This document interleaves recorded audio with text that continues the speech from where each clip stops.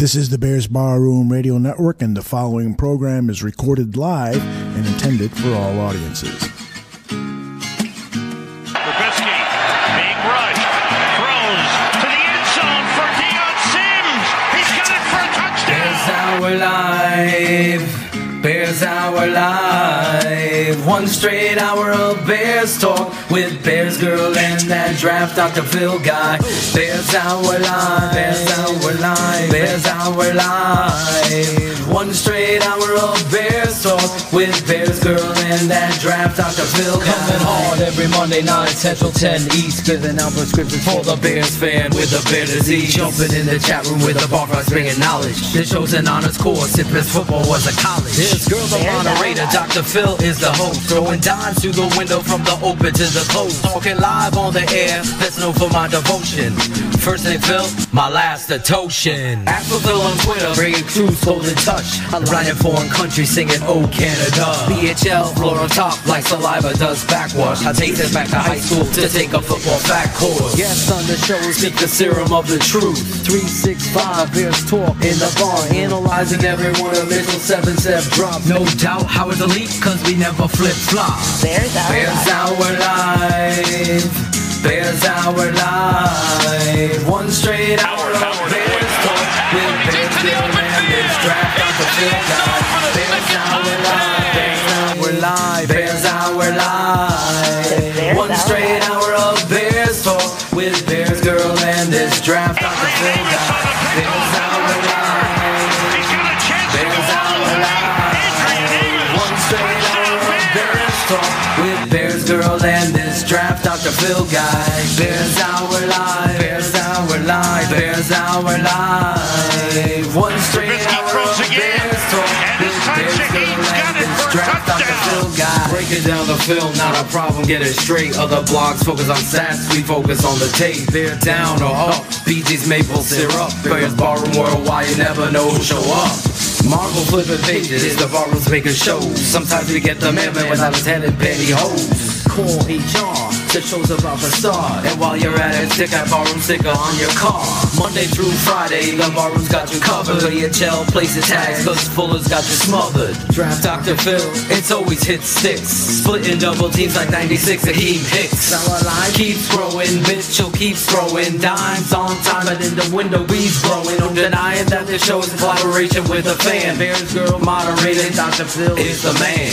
Bears Hour Live, Bears Hour Live. One straight hour of Bears talk with Bears Girl and that draft Dr. Phil guy. Bears Hour Live, Bears Hour Live, Bears Hour Live. One straight hour of Bears talk with Bears Girl and that draft Dr. Phil guy. Dumped again. Akeem Hicks. The show where we always bring the truth. Eddie Jackson. Touchdown Bears. Trubisky to the 42-yard line. Oh my goodness. Howard left side to the 10, to the 5. Game over. Bears Hour Live, Bears Hour Live. One straight hour of Bears talk with Bears Girl and that draft Dr. Phil guy. Bears Hour Live, Bears Hour Live, Bears Hour Live.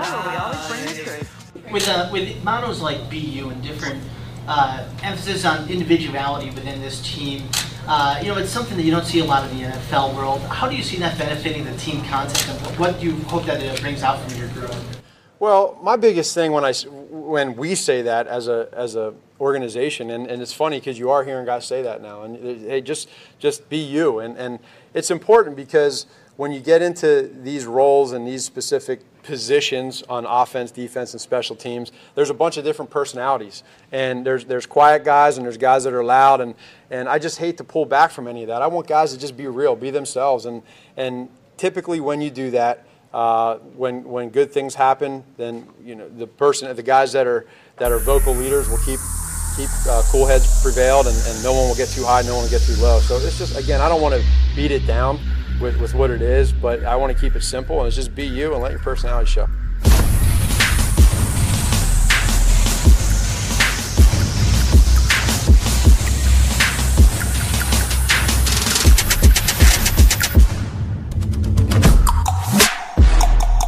Hello, Bears fans. We're back. You're listening to Bears Hour Live with Draft Dr. Phil. You just heard our head coach, Matt Nagy, addressing the media last week at the end of the Bears OTAs, where he explained what the motto BU means to him. We're going to cover thoughts on all the pressers from the Bears, NFL, and Bears News, and of course, answer all our Barfly questions they've submitted on Twitter with the hashtag AskBHL. Let's get this show started like we do with your opening rant, Phil. But I gotta be honest, I'm not sure what you're gonna rant about, because I'm in love with the Bears and what's coming out of Hallis Hall lately. What is on your mind tonight, Doc? Oh, you're kind of stealing my rant tonight, because I think I'm in love with this because, I go by the moniker Draft Doctor. And I've always said the remedy for what has been disastrous for the Chicago Bears has been the lack of integrity and the class that goes along with it, in being honest to, let's call it, a football-educated fan base. People through fantasy football and people through reading and just loving this great game. Clearly, the television numbers, despite what Trump has tried to trumpet down, the NFL is the king of all of television and all of fans. I grew up around football my whole life, coached it, played it as far as I could go, and remember around people that decided they were going to go in a different path.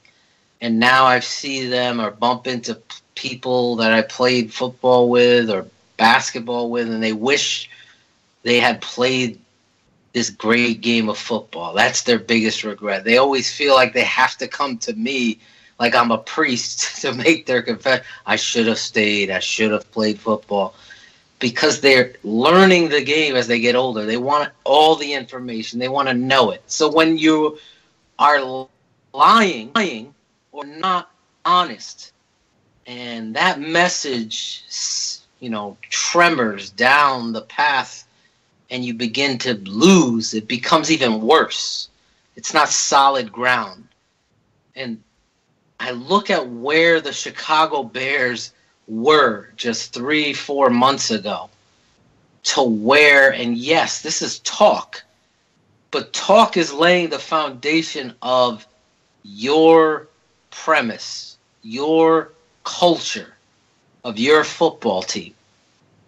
And that, to me right now, is everything I ever desired the team that I was so loyal to, beyond loyal, just absolutely fanatical about this football team, and what they needed to do better was on the tip of my tongue all the time.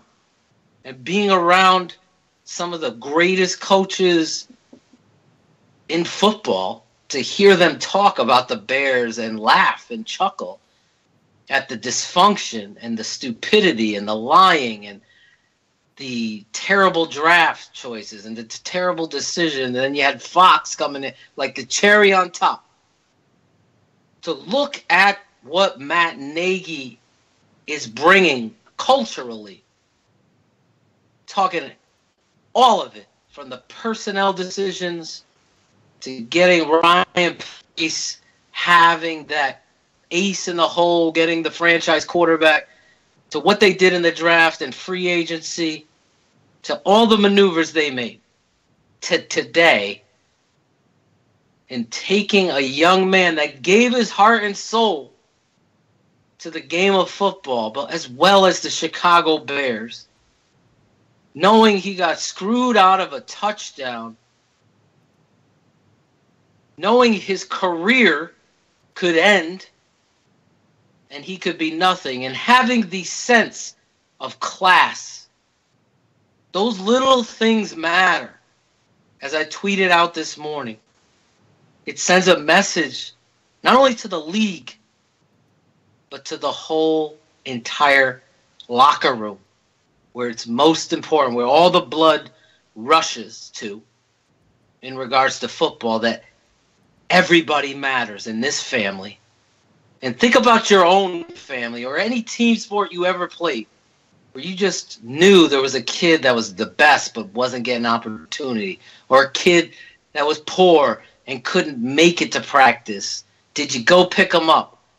This coach is laying the foundation of taking Zach Miller, who may never play again, and making him not only a part of the football team and the culture, but also a part of the family of the Chicago Bears. And to me, tonight, always focusing on so much negativity. I had today to think about how far we've come in just 3 or 4 months' time. There's continuous contrarians out there.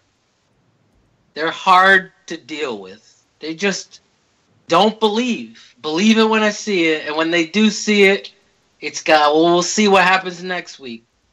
That's not me. I've never lived by that. I've lived by a code of culture, and how you set your deck is going to be the vault or the launching pad for your season. And for me, you know, Adam Johns put out the fact that Coach Nagy went to a fireman's funeral. These little things are just for the person who's leading this football team. I always say the team is a reflection of the head coach. You heard in the opener, be you. What does that mean? He explained it. But let me go further than what he said, and he's probably saying this, and you'll see inside the NFL or inside the Bears or whatever the media department decides now that they're more creative and have a little bit more freedom to be transparent, and you're going to see a Coach Nagy throw a few cusses out there. And he's going to isolate on the positivity and uplift this football team, because I see that this guy is a guy that's going to take a Rubik's Cube and he's going to finish the puzzle. He's not going to leave it. He's not going to let the best sit. He's going to allow you to be yourself and embrace that in the good and the bad. And that is showcasing in what the Chicago Bears franchise is sending out into the universe. A big believer in positivity. And I know rants can be rants and people could say, and words could be words. But tonight, I sit on a different chair. I sit in a different place in my mind looking forward to a football season. Not optimistically, but excitedly. And that is the difference, because I feel like for the first time, the plan is in place, the personnel is in place, but most importantly, the head coach is in place. And I applaud the transformation that Ryan Pace has had to endure to get to the point where he has his guy, his quarterback, and now is giving the keys over to Matt Nagy, who's handling this step for step with class, making us proud of the Bears again. So I know that some fans out there today were already tired about hearing about the news about Miller's contract, but that's just too damn bad because we're going to talk about it anyway. I mean, the guy almost lost his leg in that game against the Saints, so I completely agree with you. It's a very classy move by the organization. But that one-year contract actually is even more important because as a free agent, he wasn't eligible to collect injury protection. And that $458,000 that he's going to get if he doesn't play during 2018 is also going to allow the team to cover any and all medical bills by having him on the roster. So money well spent, in my opinion. Yeah, you're talking about a message again, BG. You care. Do you care about your kids? Do you care about your family, your grandmother, your cousin? You know, what we do by actions speak louder than words. You hear that a lot, but it's true. What more of a classy move can you make? This is going beyond ownership, beyond anything, and saying you've laid yourself on the line for this football franchise, and we are going to do the same for you. And what message does that send to Eddie Goldman, who's going to be a free agent, and Adrian Amos? What does it send to the league that these guys care? And really, I've discovered, working in the prison system with juveniles, that they could have done the most heinous crimes, but if you respect them and you get to the heart of the truth, they're going to respect you back, and there'll be no issues. Just like in the NFL, the same thing. You took class, BG, to understand that we're going to protect you. Now, I don't know how many millions of dollars Zach Miller has made in the NFL. A lot more than myself or anybody listening in this show, I believe. Maybe there is the millionaire out there listening right now. But the point of the matter is the respect for what you endured goes beyond. And this guy could end up being an eventual coach if he can't play. I feel like they embraced his dream of getting back on the football field. They embraced the locker room by giving a respected leader an opportunity to get back on the football field, but ultimately allowed him to be around the team therapeutically as well as for the team. I can't express how these little things mean a lot. And I know, like you said, a lot of people are tired of hearing it, but I'm with you. I think it's a direct opposite, polar opposite of what we've seen this organization do and handle their relationship with their personnel. And I think it's something that is important. And as a coach, I would honestly hope that I would be as strong to say that I would want to do the same thing, because those little things always meant a lot to players, more than I even have ever thought. So when I did something so small, in this case, it's not a lot of money. I mean, they gave a kicker that they were giving a tryout to who couldn't make the team. I forget his name. What was it, Cairo Santos? Or the other kicker Carlos. they picked up from Carlos. That was John Fox's boy, Carlos. Cairo Santos, a shot. They ended up giving him like $500,000 guaranteed. Here you are guaranteeing a guy's security, a relationship, and sending a message to the football team, and the locker room, where it's most important. Trust me. If you lose the locker room, Mark Trestman, John Fox, you lose on the field and you lose the team and your job. It's important to build that trust and have those relationships and set the tone. Obviously, you don't cater. It's a real fine razor line that you have to have with your coaches and your players. Right now, you're seeing Matt Nagy handle this, and Ryan Pace and company handle this expertly. And I think this is just tremendous. So Barflies listening in live in our chat room completely agree. The Games Report is saying the structure of our chain of command is so greatly improved. He's also saying Miller always puts his body on the line. Ryan D is in the house, and he says they let the man get top-tier NFL health benefits. Good for him and great for us. Bobby's in the house, and he says, agreed, we've got plenty of room on the roster. Who cares if he takes a spot? And Aldo's chatting up a storm in the chat room, and he says the only thing left to do is deliver a certain individual to Miller in a duffel bag. And I think we know who that is, but since it's a family show, I'm not going to say it. Well, I'll say Big Al. You can say Big Al. Big Al. Just all he has to do is apologize. I don't know if any of you saw, Barstool interviewed Sean Payton. And they asked him about the catch. Was it a catch or not? Mm-hmm. Here's Sean Payton, the opposing head coach. He doesn't have anything to lose or gain. He could have said no comment. His obvious answer was dead square on his face. Mm-hmm. Yeah, it was a touchdown.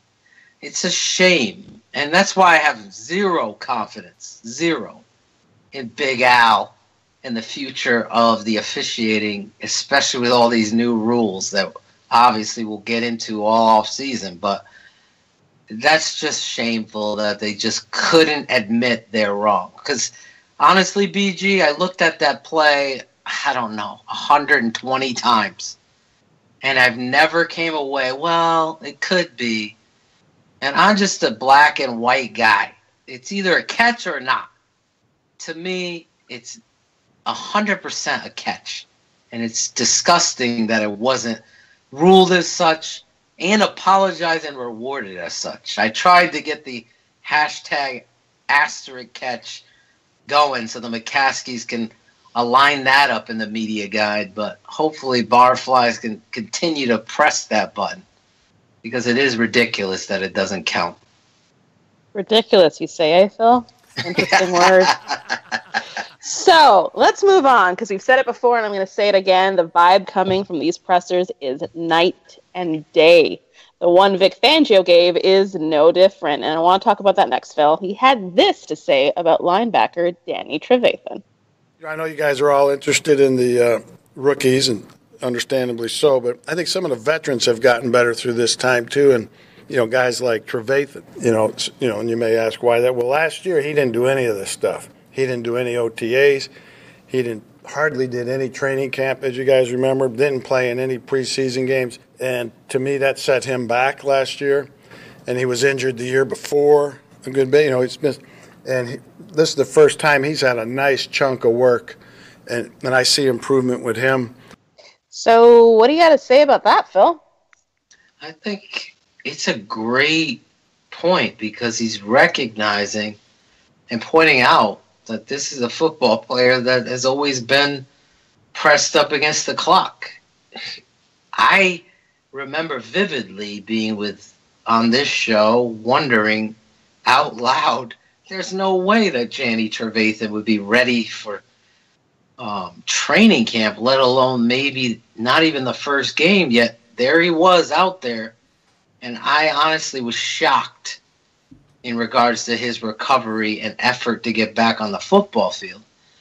But with the lack of practices and the ability to go live and be in pads and these OTAs and mini camps and the limited amount of practice time and reps they get, it's a very tremendous point that these live reps, for lack of practice, and I think Vic went into this later in this presser because what would it be? Assistant producer Nikki put the presser in this afternoon. I got to watch it again, and one thing I pulled away besides Danny T is the fact that Vic was talking about double sessions and the amount of time and practice that was put in just 10 years ago in the NFL and what they were able to do and how they were able to get reps for these football players. Now, because they don't have that, these OTAs and these classroom sessions where they're installing parts and bits of the defense and then transitioning it over to the football field become that much more important. So if you're missing these voluntary things that aren't voluntary, I put the hypothetical quotes up there, that you become set back in mentally as well as physically because you want to see these players transition what they're learning in the classroom onto the football field. Danny Trevathan, honestly, I was so high on Jarrell Freeman coming into last season based on what I saw on tape. The first part of the football season, Danny Trevathan just astonished me coming off injury, then playing through, then obviously he got the suspension for the tackle, but ultimately he was a standout and was playing the best I've ever seen the guy play. So if you're building off of that, like Vic's saying, now he's got a whole off season. And I think Vic made it a point to say that because of the kind of leadership and pride I'm sure a veteran football player like Danny Trevathan has right now, hearing all this hype surrounding Roquan Smith. Here's a little mental bouquet thrown Danny's way that's necessary. It's saying, hey, we appreciate you too. And look, now Danny has the time, and also puts Danny on notice too. That the defensive coordinator is praising you as a leader of this football team and somebody who's getting more reps. These mental games and praises and pats on the backs, as well as not so, to get you refocused. We've talked about it with Fuller, how Vic handled Kyle Fuller and how he came back last year.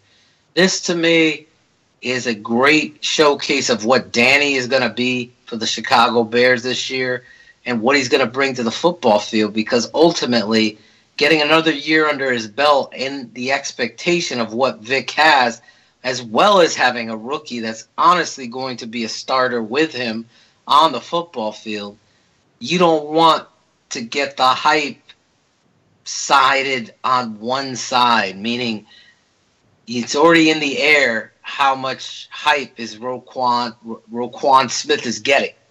You don't want Danny to mentally have an issue. You want them to be together. And how do you do that? By praising and recognizing the talent that is there and the road ahead.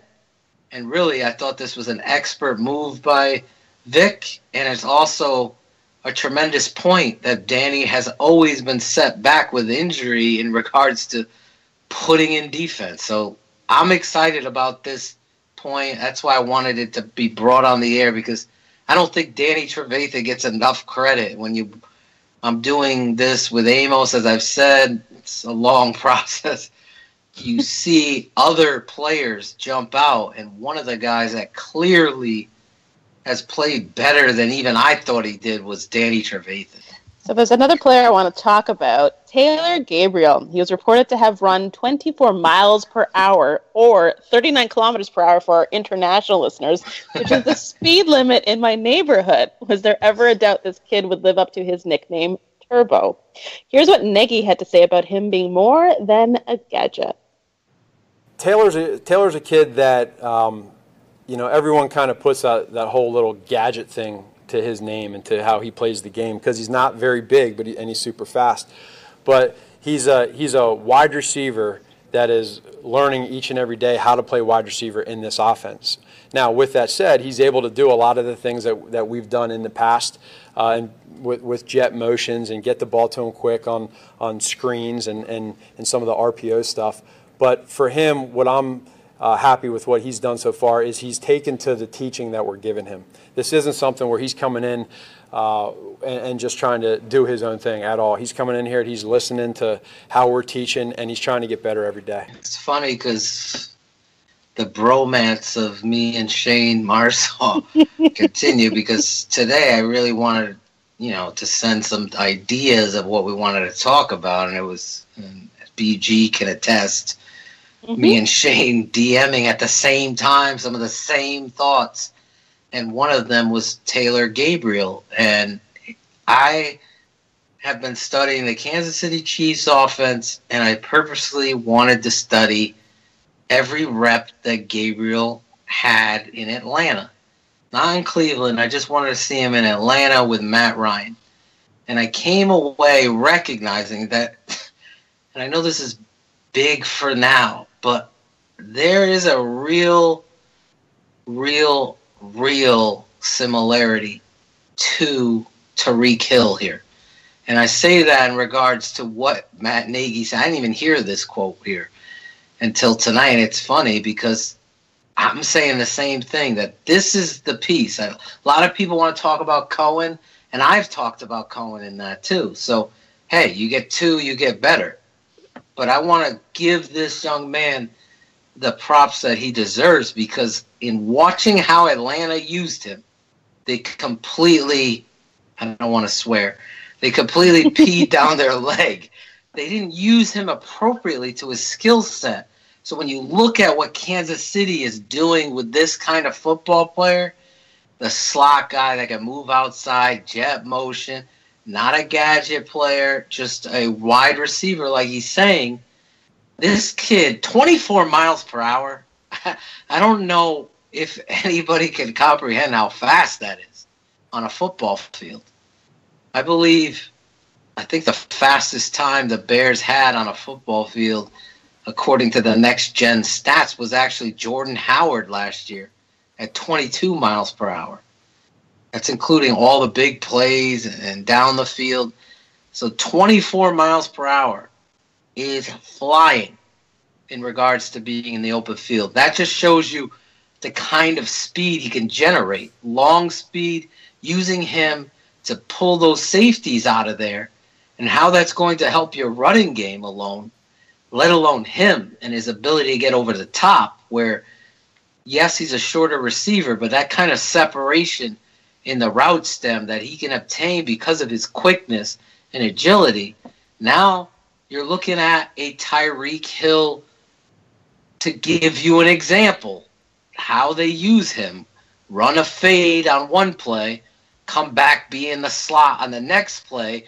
Now you got the slot corner remembering the last play where the kid ran a fade and beat the corner by 3 steps and the safety doubled him.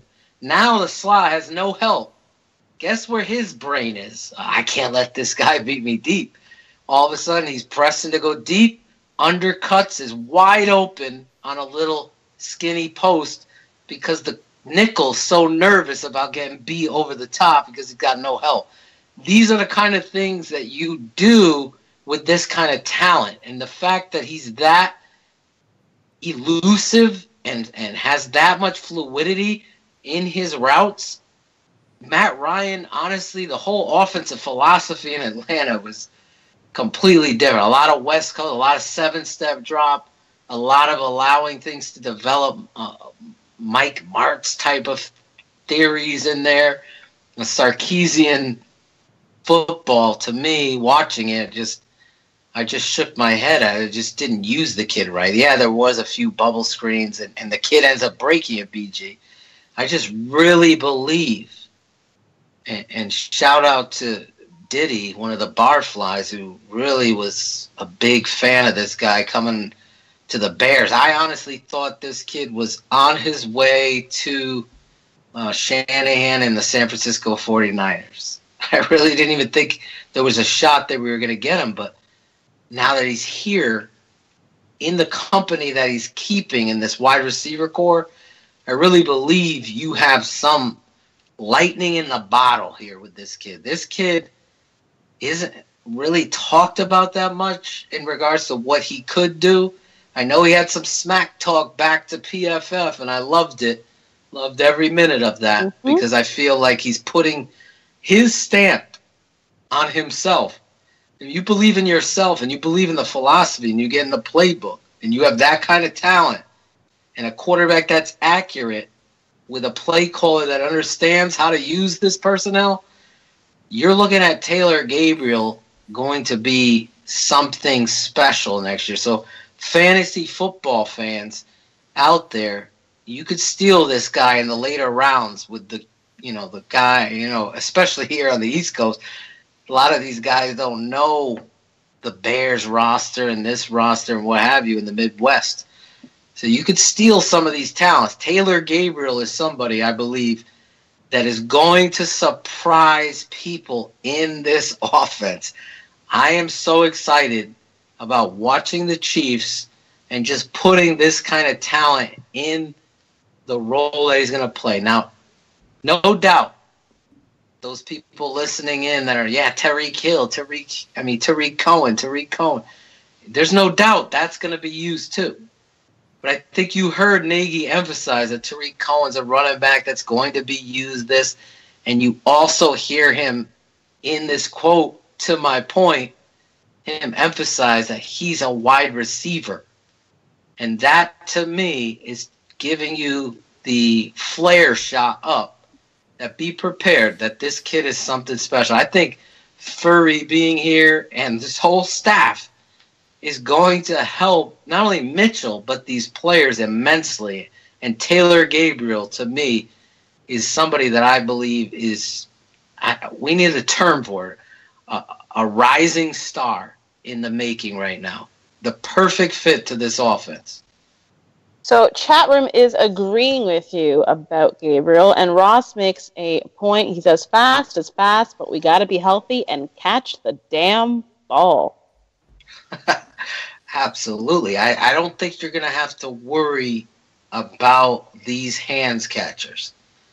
I really don't. I think it's something I'm really going to talk about as we lead into the preseason, but I'll say this to the Barfly. What was his name? Ron? The one, Ross. Oh, sorry, Russ. Russ. I'll say this, Russ. In my time of watching the Bears and seeing them set up their personnel, this is a group of receivers that I believe I have not seen this kind of hands catchers. And what I mean by that is they look the ball through their eyes into their hands. Tremendous. Each one of them, of the top 4. And you're looking at Trey Burton involved in that. Trey Burton, Robinson, Taylor Gabriel, and the kid Miller. Now, what we're going to get out of Kevin White, from what I heard, BG, and I'll talk about this tomorrow night because we talked a lot about Kevin White last week, that he has looked like a different person in a good way. So that's coming from somebody who I trust as a reporter that knows the game. A lot of these beat guys don't know the game of football. Oh, that was a good pass, good catch, good. On to the next. The person who told me that knows the game of football. So to me, I can't wait to see what Kevin White has. But these players on tape all catch with their hands. This isn't Josh Bellamy, a drop and then 2 catches and then 2 drops and consistency not there. This roster is full of guys with great hands. And that, I can't remember. Because even with Brandon Marshall, there was a lot of drops and a lot of missed opportunities in that offense. So I think maybe if I had to look back, Curtis Conway, Jeff Graham, and Bobby Ingram were 3 tremendous hands catchers on the field at the same time. This, to me, is better.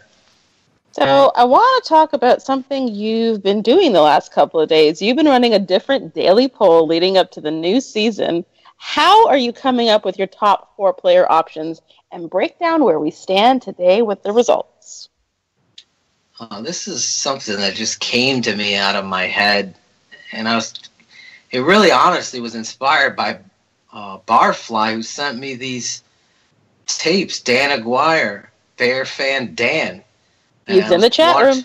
Look at that. So Dan really inspired this. He was my muse, so to speak, with the DVDs that he sent. And I was looking at these former players, BG, like a James RoboCop Thornton and Tommy Waddle wearing number 87. I'm like looking at Trace Armstrong and how his jersey from the 9 to the 3, there must be like a 12-inch separation between 9 and 3. And it just got me thinking, like, who wore these jerseys? And looking at these numbers, I use Pro Football Reference to go back and search the numbers, and it's amazing.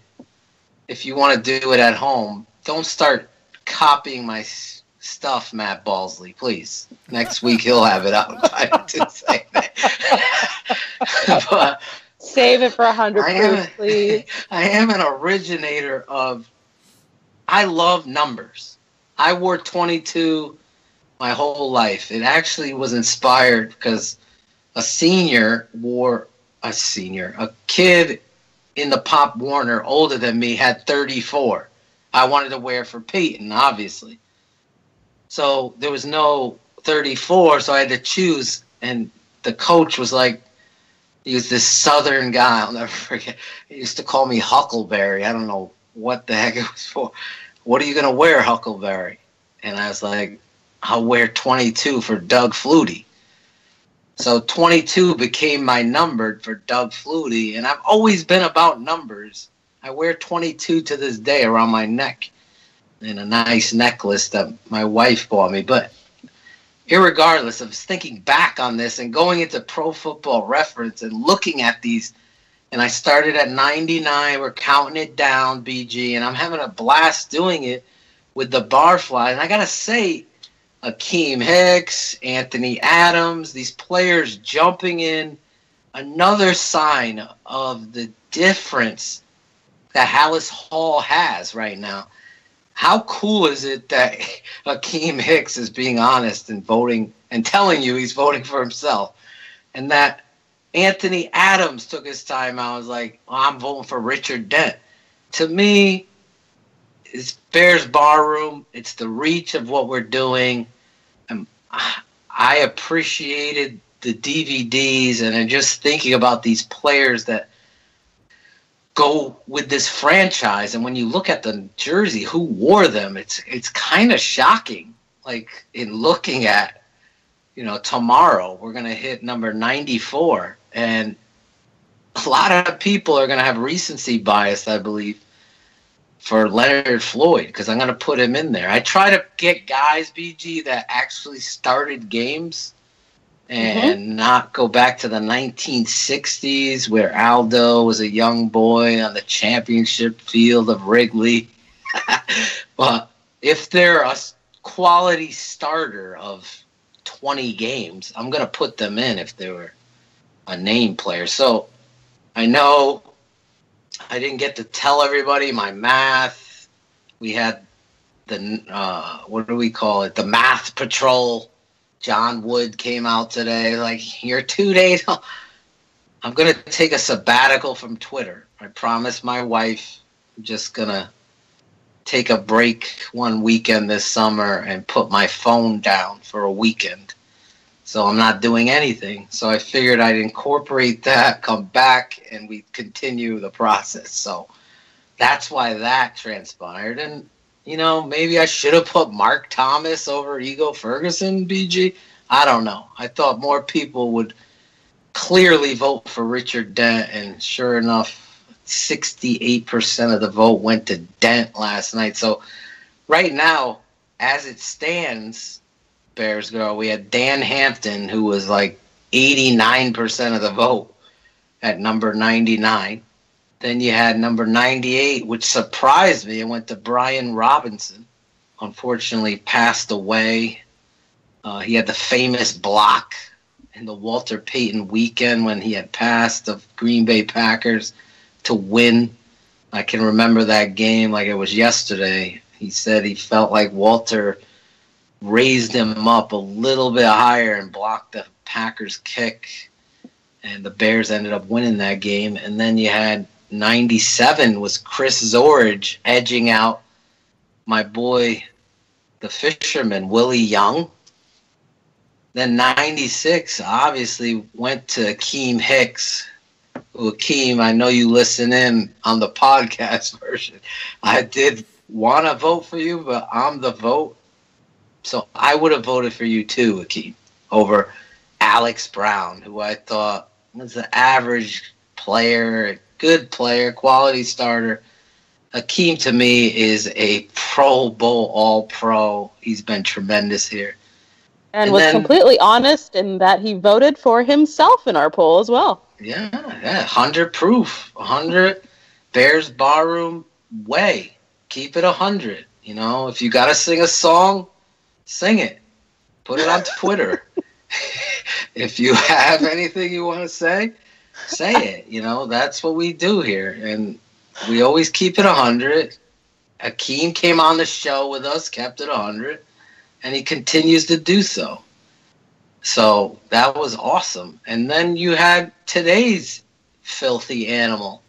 But I thought, no offense, Anthony, I thought it was just going to be a slam dunk, 98% Richard Dent. I was surprised how many votes Anthony Adams had. I try to put 4 names out there, even if they don't have a shot, to give 4 names. If you want to write in, I put that in the option, write in a player. But we're going to continue to do this throughout. I think it's a fun look at the history of the Chicago Bears. It's crazy when you look at the numbers, the players that wore it. Obviously, 34, 47 is the great George Hallis. These numbers are going to be a non-vote. It'll just be, maybe I'll just put them. That's it. Vote for Walter. I don't think you're going to find another 34. I was surprised I'm surprised Ego got one vote, a couple votes today, Ego Ferguson. But that's what we're doing. We're having fun with it. I hope you're all enjoying it as much as I am. I mean, we had almost 800 votes, or 600, 700 votes with Akeem Hicks, 500 votes today with Richard Dent taking number 95, the sack man, Hall of Famer Richard Dent. Like Hicks replied to a barfly, everyone is entitled to their opinion. So we look forward to the next 90 some odd that you've got lined up for us as the weeks lead up to September. So are you ready for Ask BHL? Well, there's 14 weeks, so 14 times 7. Oh, Maron. Let's... Yes. That is not an Ask BHL question. I'm sorry to report. But barflies love our hashtag, and we love our barflies. And here is what some of them had to say. Gonzo at the Bears Go Gonzo asked, at what point during the season will the national media finally stop disrespecting the Chicago Bears? I think it's every team feels disrespected. And I think there's some validity to the Chicago fan base feeling it, but there's also some, what we call humble pie, because we haven't been good for the reasons I led off with my rant. Coaching. I know Jeff Carter over there, the realtor, you buy a house from him, I don't know what might happen, but coaching is the very, very, very essence of turning around a culture and a franchise. Can't have it both ways. Can't. As Mike Singletary would say, can't do it. He was right. You can't. You can't praise Bill Belichick and then all of a sudden think coaching doesn't matter. There's a reason why they're there. It's not just because of Brady. Obviously, Brady is the greatest of all time, but coaching matters. Coaching matters in every game of football. And now you have a change.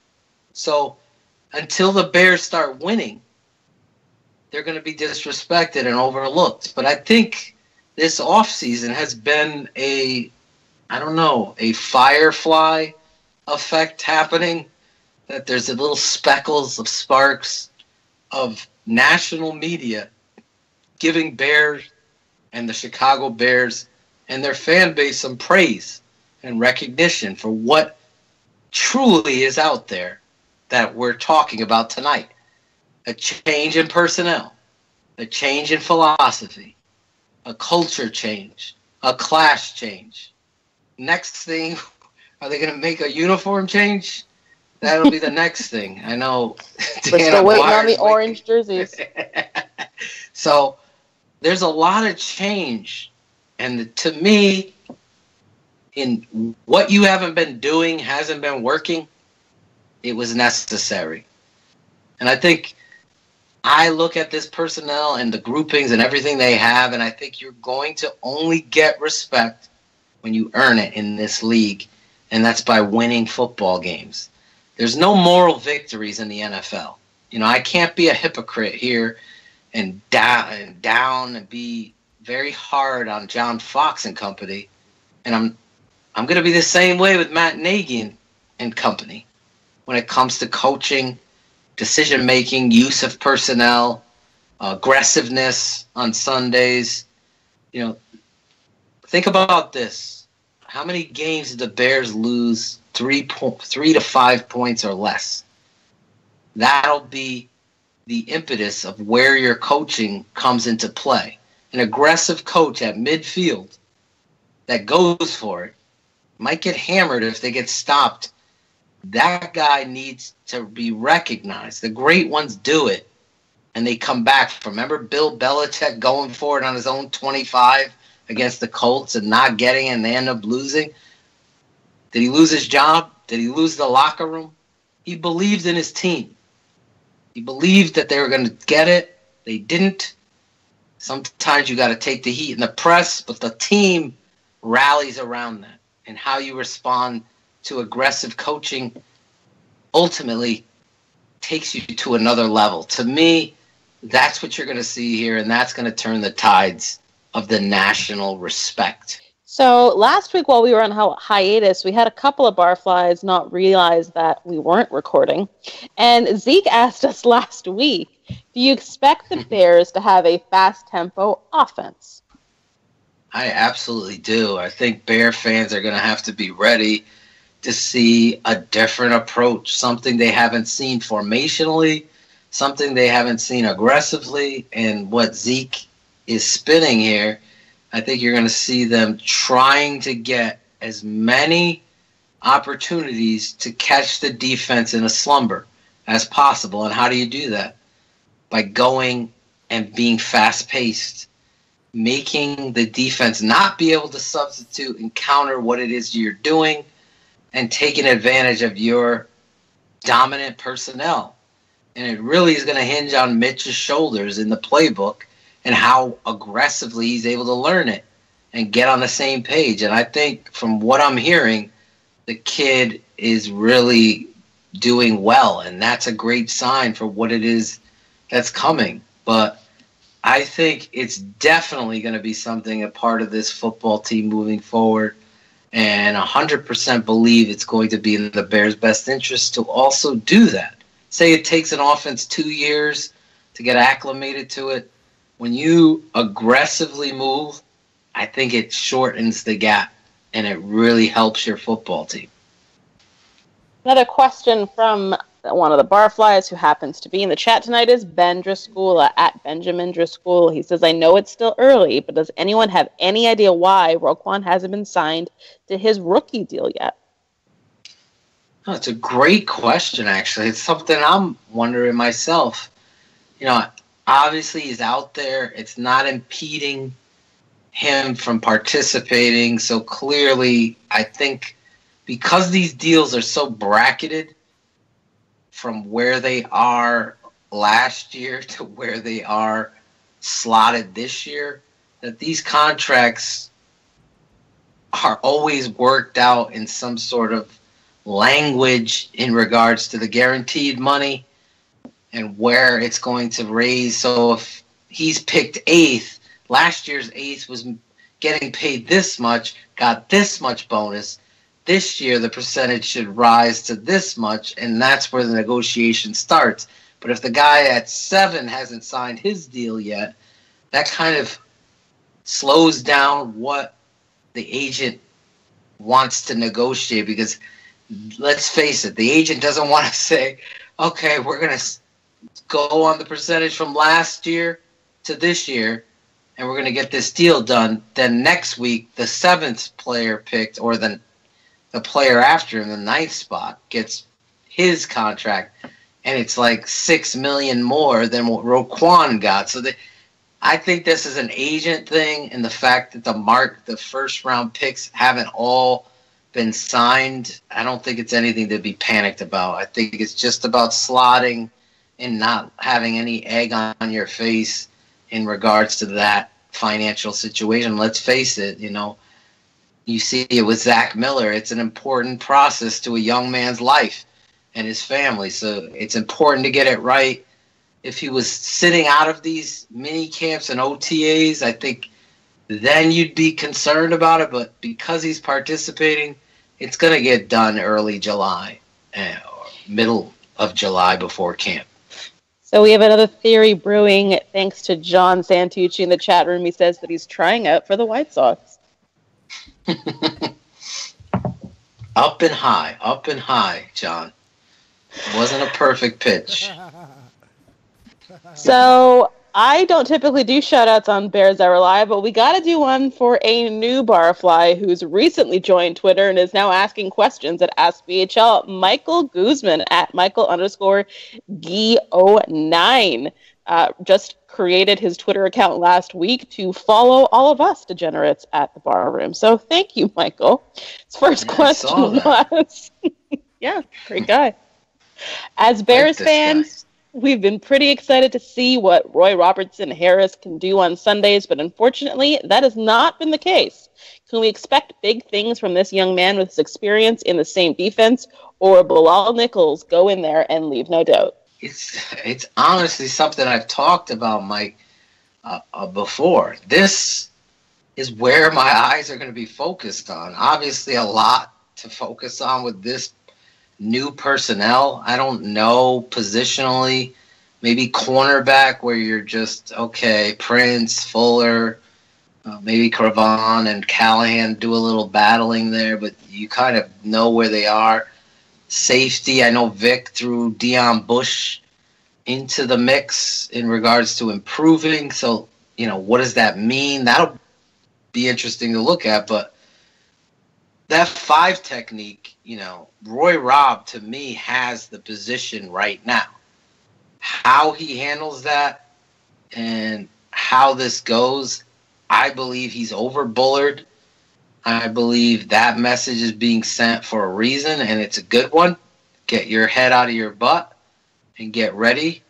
And I believe that, Bilal Nichols being drafted sends a message as well, that nobody's job is safe, that competition is important, and it is going to be, to me personally, one of the more exciting things to watch on tape. And I think that's where my focus is going to be in the preseason, because you get the extra game. It's going to be interesting to see how many reps these guys get. I know in the years past, Bullard would have gone 4 reps or 5 reps, or he wouldn't play with the starter, then he's out when he should be playing the whole first half, really getting a feel because he's done nothing to say that he's a starter. I want to see how they handle that. And I really want to see how they handle these players. And to me, in the time that Vic has been here, I really thought Jay Howard signing from Kansas City over here was going to be something more than he ever was. He ended up getting cut. And then Mitch Unrein's got a lot of hyped up and talked about that position, and now he's down in Tampa. So now it's Bullard, a rookie, and a guy that was undrafted that's now 6'7", 290-something pounds.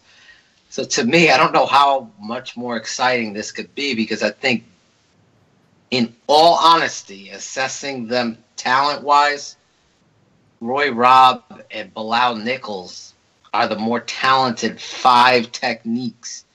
Now, the Bears and Fangio play a lot of underlooks, and essentially that's a 4-3, and they're going to use a quick twitch playing that 3 technique in a nickel, where you're playing that kind of front a lot. The 3-4 scheme gets overanalyzed, so that's where I was saying that you can see this kid, Roy Robb, playing that edge rusher as a defensive end in a 3-point stance coming off the edge at 290-something pounds, wearing number 95.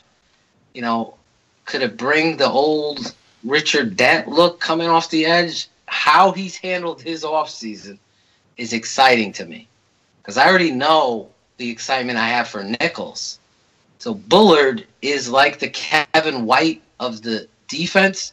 Anything you're getting from him at this point, to me, is gravy, because I've ultimately looked at his body this offseason and his focus. I just hope it's there. So I know I'm giving you the long answer, but I really wanted to make sure the excitement at this position opposite Akeem Hicks and the use, everybody just throws this 3-4 defense. You look at the odd fronts and the odd looks that Fangio creates with his defensive line and the use of personnel, you're going to be excited about a guy like Nichols and Roy Robb on the field at the same time, with Roy Robb playing that defensive end in a three-point stance, Nichols playing an outside shade over the guard, and you get a pass rush from those two. To me, you're cooking with gas now with this kind of personnel upgrade. I love the Nichols draft pick. I love what I've seen of Roy Robb. I'm excited to see if he could put it together and stay healthy. So it is the top of the hour, and our super producer is giving me the look. But we know that I do whatever I want here, so we're going to continue asking all of the Ask BHL questions, because the Barflies don't let me live it down when I don't ask their questions. So I'm going to go to the next question from Michael Guzman. Assuming Prince and Kyle win their starting jobs, who are your top two to watch at camp to emerge as the Nichols slot corners, or do you believe that he is not on the roster yet? So he wants to know the nickel and slot corners? That's the question. Which is the same. So, Cravon LeBlanc and Bryce Callahan, I believe, are going to be your nickel corners. The excitement is in that third corner. Is it going to be my boy Tolliver from LSU? Is it going to be the kid from the small school? Oh, man. Totally just had his name. Anthony. One of the Barflies will know his name. DeQuestian? Why did I lose his name? I apologize. I'll get the name for you. Undrafted free agent from Division III college. Ended up playing in the Senior Bowl, showing out. What's he going to bring to the table?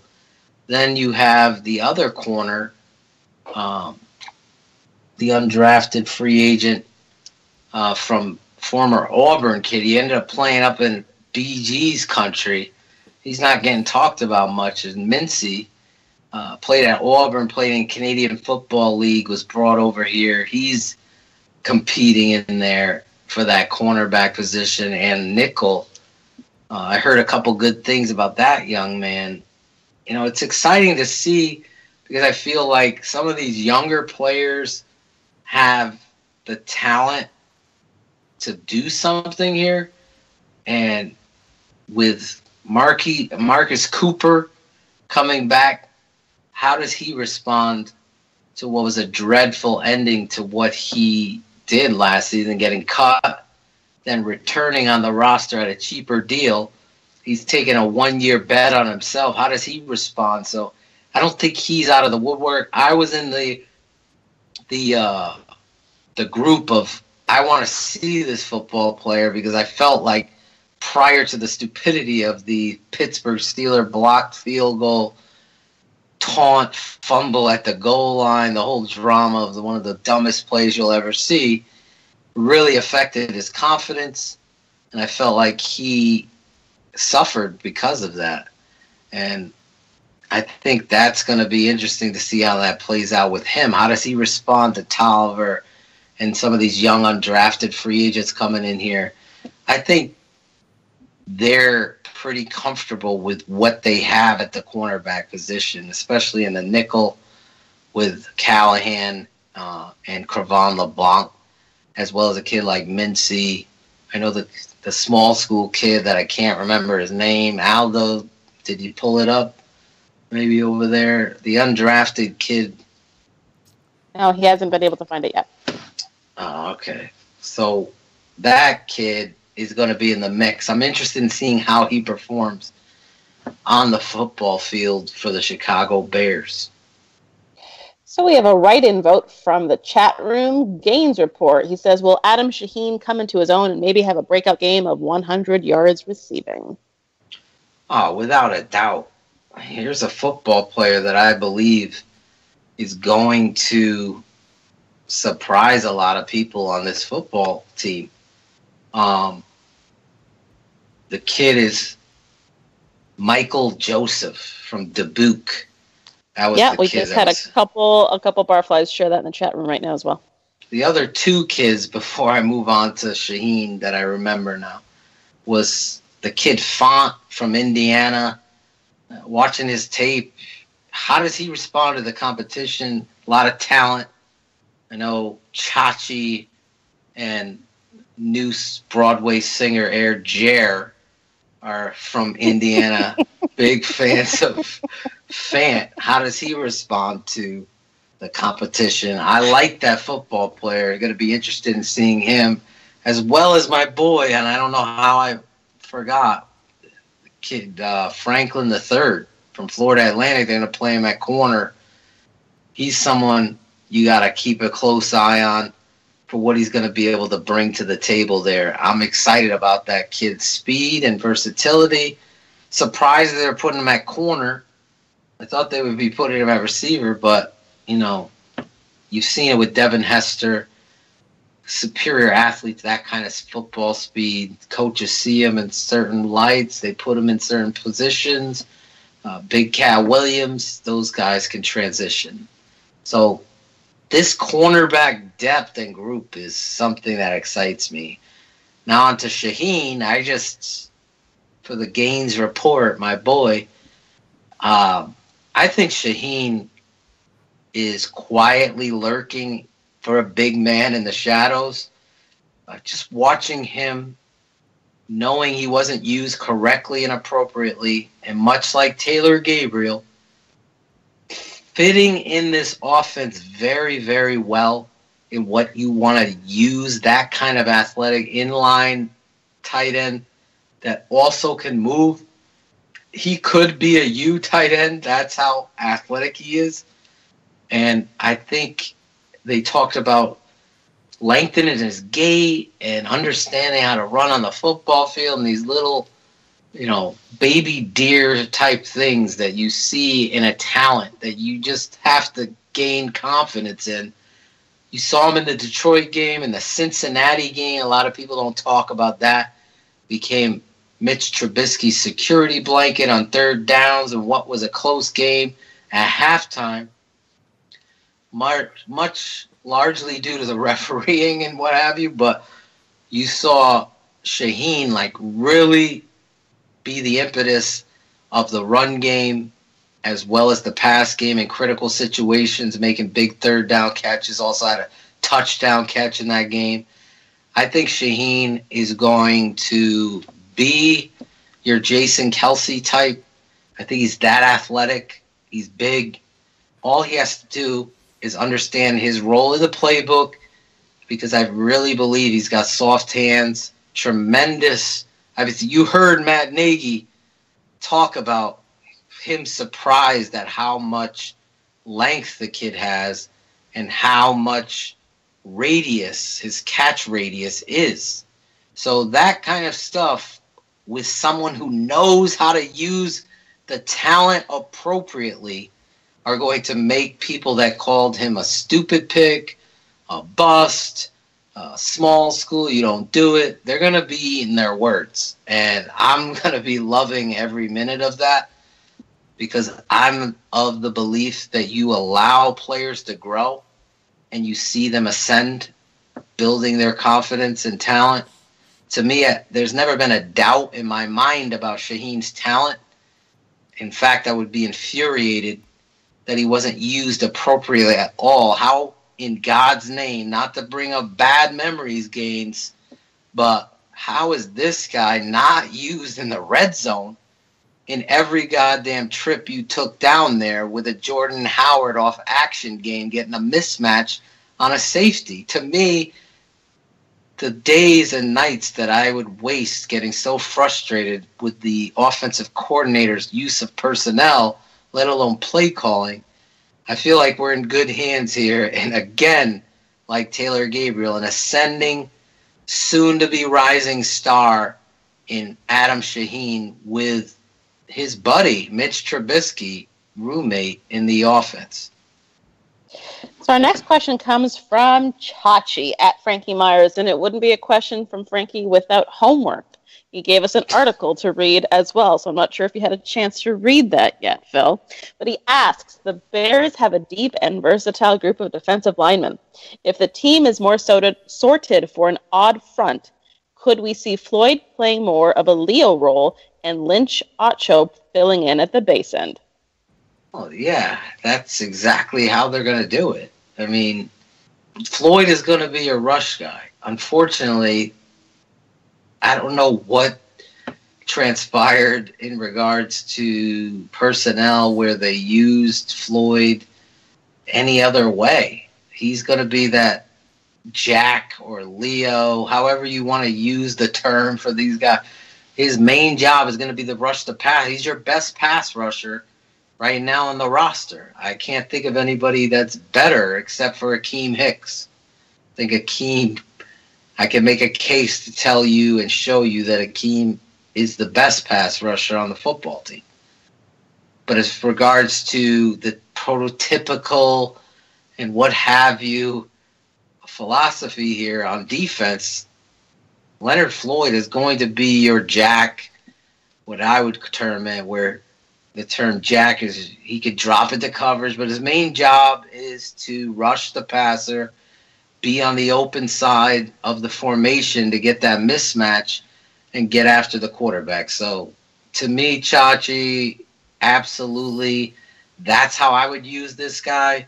I would make sure he was on the open side of the football field, allowing himself that one-on-one matchup versus him and the tackle to get him to the quarterback. That's how I'd use that football player, and I think that's how you're going to see him, especially with the personnel that they have now in regards to it. So his health is going to be critical to this defense and how it moves forward. John Santucci wrote in with 2 questions, and his first one is, let's talk Kevin White's last presser. How much do these events factor into his terse responses to the reporters' questions? The Bears not picking up his 5th-year option, drafting of Miller and Wims, signing of Robinson, Gabriel, and Burton. And how big a role do you think White will have? I didn't hear the first part of the question only because I didn't read Chachi's article because my son swallowed a nickel tonight. So my wife is texting me from the emergency room letting me know little Devin is okay. I'm getting pictures of the nickel inside. Oh, wow, they got it out? Oh, okay.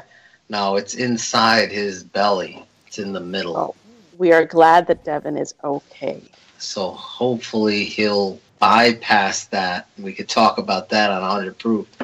And so it's been crazy night tonight. So I didn't see any of these questions and I apologize. I saw some of the questions earlier in the day, but no, I didn't get to see that. And Kevin White, to me, Tooch, is going to be the wild card of this. Like I said, I put about a nickel's worth of competence in the Chicago beat reporter reporting what they see, because 9 times out of 10, they never coached, never played, never understood the whole ramifications of what someone's being asked to do. Did they catch or didn't they catch? That's what you're getting. When someone tells me they're understanding their playbook and the concepts and they're attacking the football aggressively and they're making catches and they're separating and they're looking confident out there like it matters, that's when the light switch goes on. What we've seen players that have woken up last year, Kyle Fuller. A lot of pressure on him. What is he going to be? Obviously a defensive football player, but still. Curtis Conway took a few years to get in the groove and confidence up. How this kid handles, and like Shane said, these were broken bones. These were freaky accidents that happened. So he's everything at the Thanksgiving table has been served. He's the gravy now. Sometimes grandma forgot to make the gravy. We got a chaos or what have you. Kevin White is not a part of this team's need future going forward. He's got to define to the football team and to the fan base that you need me because this is what I'm bringing to the table. So how they use him is going to be entirely up, and I believe that. I don't think Coach Nagy is a Coach Fox or a Coach Geron. Not even a Geron. I think Geron was a little bit to his word, but Lovie Smith sometimes wasn't to his word, let's be honest. Mark Trestman was never to his word. I think Matt Nagy, when he says the best are going to play, I believe the best are going to play. Because you know what? For Matt Nagy, the most important thing besides number 10 is winning. And that's the difference, I believe. At all costs, play the best to win. And if Kevin is one of those guys and he has the opportunity, Kevin White gets a clean slate for me. July 21st, my birthday, opening day of camp. He gets a clean slate for me. How he handles that opportunity is going to be my second most fun thing to watch, aside from the 5-tech battle. I think Kevin White's, who he is going to be defined then. Is he going to be a guy like that just floats around the league? Oh, he's a name, so he's going to get picked up by another team, and then he's going to get cut there, and then in a year he's out of the league? Or is he going to take this to heart and come out here and showcase the talent that you saw coming out of West Virginia? That, to me, in this offense, he has the perfect opportunity because it fits him, and it's ultimately up to him now. And our last question of the show also goes to John Santucci, the Tooch. It says, let's talk new NFL kickoff rules. Coverage teams won't have as big a running start, no wedges or wedge busters. Teams are putting faster coverage guys out there. It feels like kickoffs will be more like punts. Tariq Cohen returned punts last year. Does he pull double duty? It depends. To me, I would have a competition because of the importance of it. I think, a kid like John Franklin III is going to come in here with that kind of blazing speed. A Taylor Gabriel. How Tabor views the importance with Nagy of the personnel. I can quote Charles Tillman saying, as a starting corner, I wanted to be on the football field to block for Devin Hester because I knew that could change the tides of games. This new rule, I believe, is going to bring excitement and more kick returns than people realize right now. So I think the opportunity to find these hidden yards and create short fields are going to be there. And yeah, Tooch, if I was to bet on it today, my guy back there clearly would be Tariq Cohen. But that's not going to rule out a guy like Benny Cunningham, Taylor Gabriel, John Franklin III, even a Bryce Callahan has had opportunities to return punts and kickoffs. That team is going to be interesting to see how they play it and who's going to be. But you're right. He's right on the money in talking about it's going to be more like a punt return where these things are going to be set up and there's going to be lanes for returners to take advantage of. And I believe, a smart guy in the Dave Tobe tree of coaching that recognizes these hidden yards could be had that could change games like Charles is talking about. That's going to help a young coach and a young quarterback. They're going to be all about getting the best player out there. So even if that person is a starter on offense, a Taylor Gabriel or a Tariq Cohen, they're going to be out there to change the tides of the team. So don't get your panties in a bunch if you see a guy out there that's a starter that ultimately can help this team win football games. How many games were won because of Devin Hester and those hidden yards? There was a lot of games, I can tell you that. It ultimately got you to a Super Bowl. And if Lovey had done the right thing and kept Thomas Jones in the football game, you might have won the Super Bowl. So Devin Hester, Tariq Cohen, all these guys with the new kickoff rule, it's going to be exciting. In fact, the Bears are going to be the first ones to take advantage of it in the Hall of Fame game and to see how it's done firsthand. So I'm excited about that new rule. I think it's something a lot of people aren't talking about. And as you look at the rule closer and closer, it's exactly what Tooch is saying. It's going to be almost like a punt. So it's going to be interesting to see. So we are back on Wednesday with a brand new 100 Proof, and another Bears on Tap will hit your podcast streams on Friday. And while you wait for those shows, head over to bearsbarroom.com so you can read a new article by Chris Armstrong on her predictions for the Bears in 2018. Our summer schedule starts this week, so you will hear a bit less of us in June and July, but don't you worry. We'll let you know where and when you can find us, and there are some other exciting barroom initiatives we are working to launch at the end of July. Final thoughts, Phil? Chrissy Armstrong! Final thoughts. We are kicking off closer to the off season, and like I said at the top of the show, there's a change in the air, a level of class we haven't seen before, and the personnel to match it. Ryan Pace and Matt Nagy, step for step, a coach and a GM in Chicago with a plan, together, no infighting, no drama. Young quarterback got me fired up, BG, and we're going to talk about it. Here is what some barflies had to say all night long in our chat room. Air Jair on Zach Miller.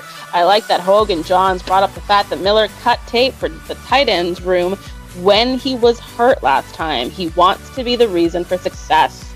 Bendraskula says Phil should make a new song about the Miller catch.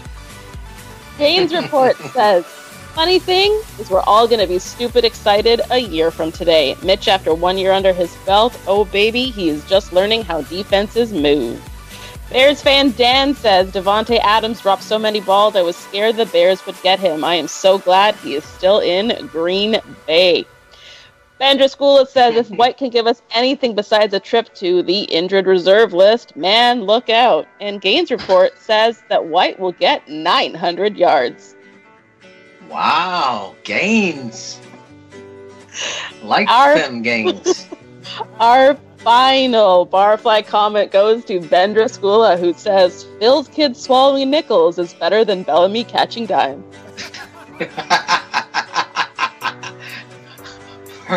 Perfect way to end that show. That wraps up this edition of Bears Hour Live, folks. Well, Bears Hour and a half, actually. We will see you all next week. Bye. It's always chaos in the Atoshan household. We expect nothing less. But loud